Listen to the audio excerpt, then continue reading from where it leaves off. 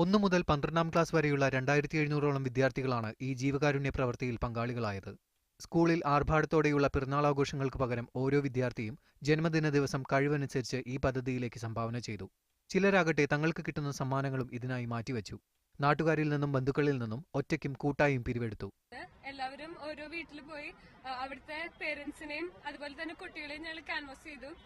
Pain and പാലിയേറ്റീവിനെ കുറിച്ച് പറഞ്ഞു. പിന്നെ ഞങ്ങൾക്ക് കാർഡിൽ തന്നെ കുറച്ച് ഡീറ്റെയിൽസ് ഉണ്ടായിരുന്നു.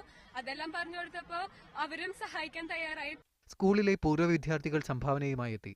ഇങ്ങനെ സ്വരൂപിച്ച 8 ലക്ഷം രൂപ കുന്നംകുളത്തെ പെയിൻ ആൻഡ് പാലിയേറ്റീവ് കെയറിന് കൈമാറി. സിനിമാ താരം ഹണി റോസാണ് പണം കൈമാറിയത്.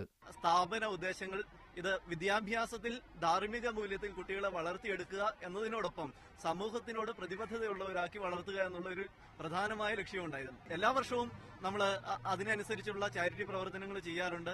ഈ വർഷം വളരെ കാര്യക്ഷമമായി കുട്ടികൾ അതിൽ പ്രതികരിച്ചു. ഓരോ ക്ലാസ്സിലും കൂടുതൽ തുക സമാഹരിച്ച കുട്ടികൾക്ക് പ്രത്യേകം സമ്മാനങ്ങളും നൽകി. മീഡിയ 1 തൃശൂർ.